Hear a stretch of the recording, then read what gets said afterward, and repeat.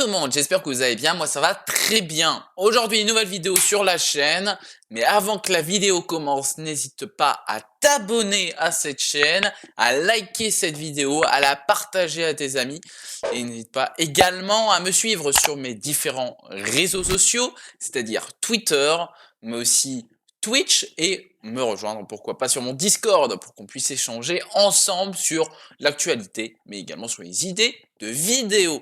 Aujourd'hui, dans la vidéo, on s'intéresse non pas à un club de première ligue, à la situation d'un joueur, non, on s'intéresse à un équipementier britannique. Et oui, c'est très intéressant aussi de suivre un petit peu l'actualité au niveau des équipementiers, car on connaît les grands équipementiers sportifs, Adidas, Nike, voilà. Mais il y a aussi des nouveaux qui émergent et qui veulent vraiment construire quelque chose. Et c'est le cas aujourd'hui de la marque Castor, qui est très connue en Angleterre depuis quelques saisons, car ils ont notamment sponsorisé Wolverhampton, Newcastle, mais également les Rangers de Glasgow. Mais on peut également les voir en F1, sponsor de Red Bull, et on peut les voir aussi sponsor d'Andy Murray avant. On a pu aussi les voir dans le golf. Enfin, voilà. Ils ont vraiment réussi à tisser quelque chose d'assez impressionnant, car la marque est créée que depuis l'année 2016.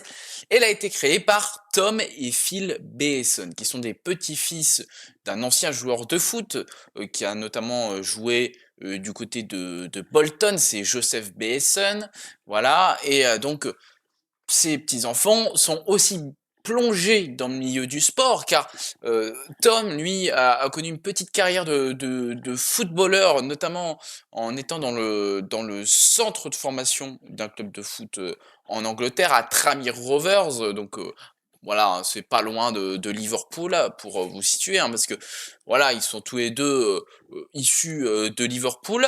On a ensuite, Phil, il est aussi un grand fan de foot, mais il est parti plutôt vers le cricket, hein, voilà.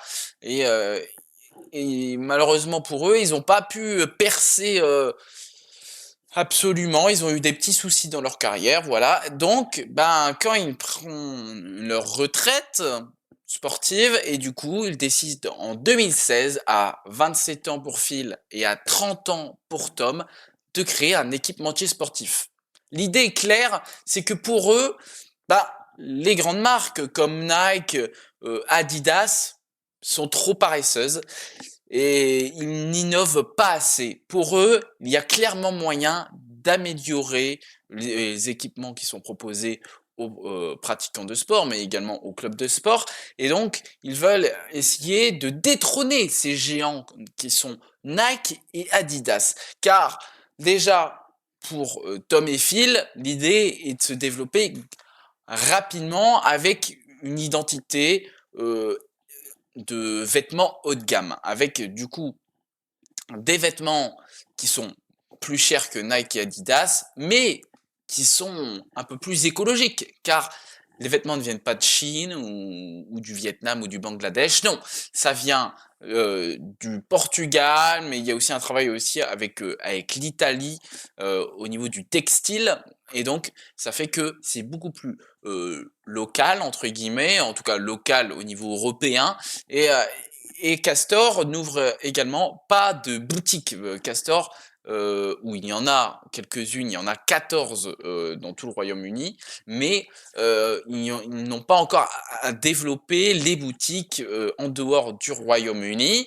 Et Castor, donc, a décidé de vraiment mettre à contribution leurs connaissances pour travailler main dans la main avec les clubs de foot, notamment pour vraiment devenir un mastodonte dans le foot. Car pour eux, il y a clairement une opportunité de perturber le marché du football, car il y a plus d'innovation, comme je vous l'ai dit, les vêtements sont pas de qualité et ils se ressemblent tous, donc forcément, bah, ça dégoûte un petit peu Phil et Tom qui sont de base de grands fans de foot et ils voient leur club préféré avec des maillots pas forcément très beaux.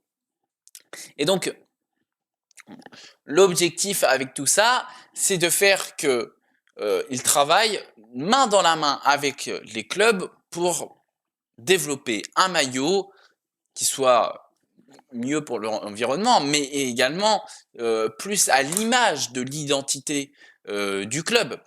Et donc, le premier contrat très important de la marque Castor est effectué lors de la signature du club des Glasgow Rangers, car les Glasgow Rangers étaient en fin de contrat avec leur précédent équipementier. Il y avait un petit flou, on ne savait pas trop comment ils vont le signer. Et là, Castor arrive et ils mettent le contrat sur la table.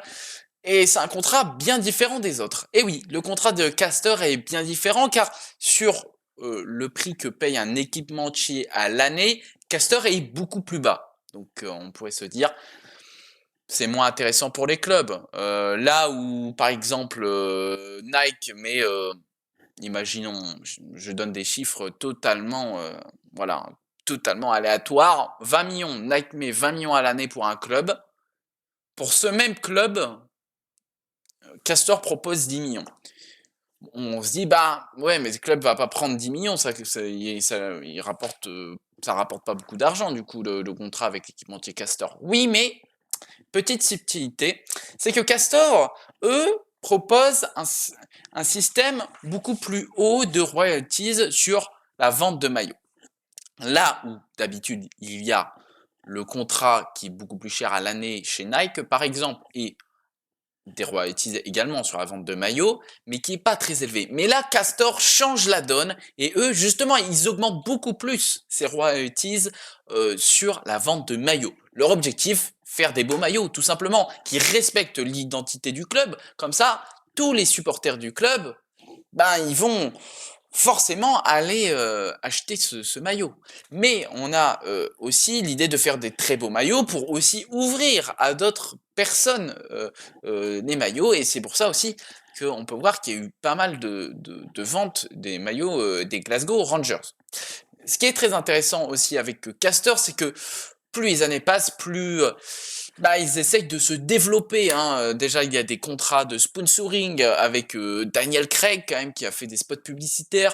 Je pense aussi à Gary Neville, qui a fait des spots publicitaires avec eux, donc c'est plutôt pas mal.